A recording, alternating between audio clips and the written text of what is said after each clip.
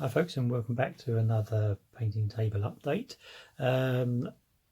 Nice little packages came from Pendraken this morning, so it's up and running for the next Napoleonic basing army in 10mm, and this time I've gone for, as you say, the Prussians, but I've started with the cavalry this time. Going to do 2 units of cavalry. One's going to be hussars and one's going to be uhlans. These guys are the divisional commanders that I ordered. Forgot to order some divisional commanders for my Bavarian, so I'm going to have to order those in the next pack. So have a quick look at what I'm going to be painting. As I say, these are Prussian hussars. There you go. Nice little figures, I must admit. Plenty of detail to paint, although obviously you don't have to go too crazy because they are only 10mm. But yep, nice painting figures. And have a quick look at the old uhlans as well. Very nice indeed. As I say, going to be a Uhlan commander. And what I'm going to do is I'm going to clean them up, get them on lolly sticks or popsicle sticks, depending on whether you come from Britain or America. And I'll go for the process of painting them up and basing them up. So it's going to be a little 10mm tutorial. I'm probably going to do some of the uhlans for the paint through. So yeah, I'll stop the video here and I'll come back with some painting. See you in a bit.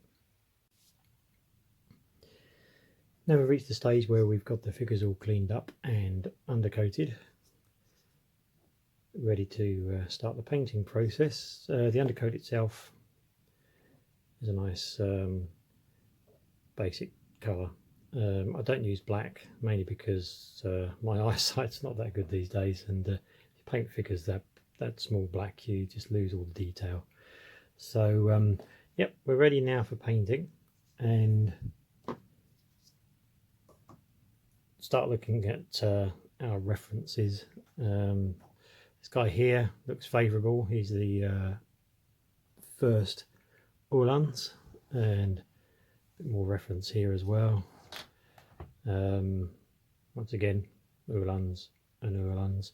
So yeah, I'm going to use a bit of poetic license and paint my uhlans up as the first, like the contrast of the dark blue and the light trousers, because obviously the figures are very, very small, so we like contrast. It picks out the details much easier. So yeah, I'm going to start painting up, and I'm going to flick backwards and forwards. I'm not going to do a blow by blow account of the painting, because I find it really awkward with the camera here right in front of me, so I can't actually see what I'm painting. So yeah, I'm going to sort of flip backwards and forwards in the painting process, but hopefully I'll cover pretty much everything. And let's begin. So the first stage I go for is the painting of the horses. A good coverage. 2 light coats are much better than 1 thick coat, because obviously you're painting something very small, and the thicker you put the paint on, the more detail you're going to lose. This stage, get a little bit closer, there you go. This stage you don't have to worry about the neatness. You want to give the horse and its mane a good coat of your base colour. I've gone for dark browns, a mid brown and a light brown. Those are the 3 colours I've used. Obviously you can use white, greys, blacks, any combination of browns, all neutral colours, because obviously horses are generally a neutral colour. Once you've got this point, these are still a little wet, so I won't do any more for the moment, but once everything's nice and dry, you can then look at starting putting a little bit more detail on the horse. And for this scale, is basically the mane and the tail, and a little bit of sort of discoloration, as I call it, on the legs of the horse, some white patches and things like that. But I'll paint this in once it's dry, and then I'll show you the process I used for that. So we've reached the second stage of painting the horses, and you can see I've added in the discoloration, as I call it, on the bottom of the feet and the manes. What I basically do is a nice and easy process I use is for the dark browns I use a black mane and lower leg. For the mid browns I use the same dark brown for the mane and tail and lower legs, and for the light brown horses I use the mid brown for the tail and mane and lower leg. The last bit for the actual horses themselves are going to be the white bits on the bottom of the fetlocks and the front of the nose of the horse as well. So I'll get that painted in, and then we'll look at the next section. So with the whites on the legs painted in, don't forget to vary them with all four legs, or front or back legs. Just mix it up to make your unit look a bit more authentic. Don't forget to paint in the front blaze on the horse's head, because it's a nightmare trying to paint that when you've painted in all the reins. So the next job is for the horses is the reins, the dreaded bit of painting horses. Advice for this: just take your time. It's not a race. So I use a nice matte black for this, just as a nice contrast against the horse. Once that's all painted in, I tend to just paint the saddle cloth of the horse in the right colour, and then I go for a nice wash with a Army Painter strong tone. I don't bother painting the horse rider yet. I just want to concentrate on the horse first. So yeah, so what I'm going to do is I'm going to get the painting process done up until the wash, and then I'll apply the wash so you can see the difference between the flat painting, as I called it, and the wash finish. So yeah, I shall be back soon. So now we've reached the stage with all of the reins on the horses and saddle cloths painted in, and so we can now look at applying a wash. For the horses themselves, I like to use a Army Painter strong tone. This is basically applied with a nice soft brush, so you can work it into all of the detail.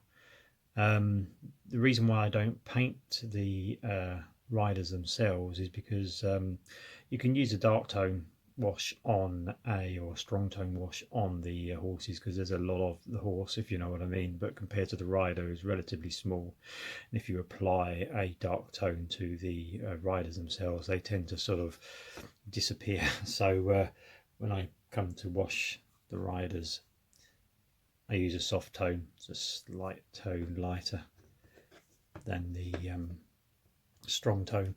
Just basically means that none of the detail is lost, and it means that you can do a little bit of highlighting, not a lot, which I'll show when we've applied the wash. So what I'm going to do is I'm going to apply the wash now and show you the difference between a flat painted figure and a wash figure.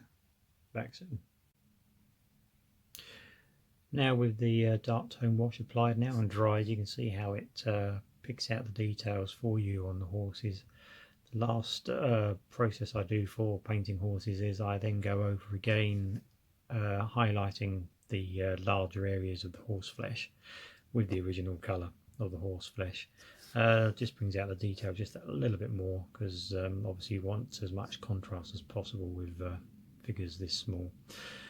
So I'm going to finish that off, and then I'm going to go through the process of painting the horse riders themselves. So I shall be back soon. We're almost up to the final stage of the painting of our 10mm Prussian uhlans. I've painted in all of the details, or flat painted all of the details onto all of the riders themselves, and I have used a army painter deep blue for the jackets, a pure red for picking out the collars and cuffs, and a medium flesh tone for the skin. As you remember, I'm painting the first uhlans, and pretty much all the Prussian cavalry pretty much wore the same uniform. The only thing that denoted the regiments of the uhlans were their shoulder strap colours, and the first had white shoulder straps. I've also painted in the pennants. This is the old colours. I think it was 1815. I think when they all changed to white over black. So we are pretty much there. The next stage is quickly giving the riders themselves a wash with the soft tone wash, and then highlighting. The only thing I'm going to highlight on the riders will be their jackets, because I just want to give them a little bit more detail so they'll pop just a little bit more.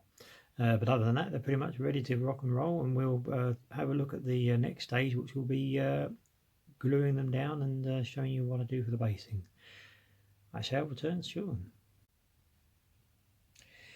So we've reached the stage where now we've attached our figures to a base. One thing I did forget to mention, part of the process of the painting is to give them a good coat of a matte varnish, just to protect them, because these are going to be gaming pieces, so they're going to get handled quite a bit. But yeah, I've attached them to a 40 by 40mm MDF base, 2 bases to a regiment, and so we're ready for putting the final basing on. For that, bottom coat, or the base coat for the basing, I use, this is a mixture of very fine sand, play pit sand, and some other stuff, other sands I've bought from a pet shop. Just gives them a variation of colour, so it's not just all the same colour. So what I do is I apply that to the base, then I use 2mm static grass just to give it a grass effect, and then final bit is I use the clump flock, break it into very small parts, and stick that on. That's the final finish. So what I'm going to do is I'm going to do that, and we'll have a look at the finished base. Back in. And there you have the finished base. First Prussian uhlans. You can see the different textures done by the sand and the 2mm static grass and the clumps. I haven't really found anyone that supplies the flowers for 10mm bases, so I make my own. It's basically using the clump and then painting the tips of the clumps with a lemon yellow. Just gives the look of flowers.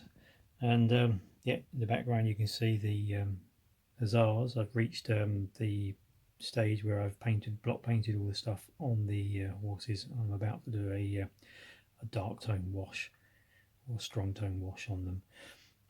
But yeah, there you go. That's the finished unit. Fortunately, doing a video, you don't really get a good look at them because the light and everything here isn't fantastic, but you get the idea. As always, thanks for watching the video, and any questions, leave them in the comments and I will get back to you. And I hope you've enjoyed this little tutorial, and it's helped a few people out, those starting out on the long road of 10mm Napoleonic painting. As I say, I'm rambling now, so I should stop. And leaves me just to say bye for now.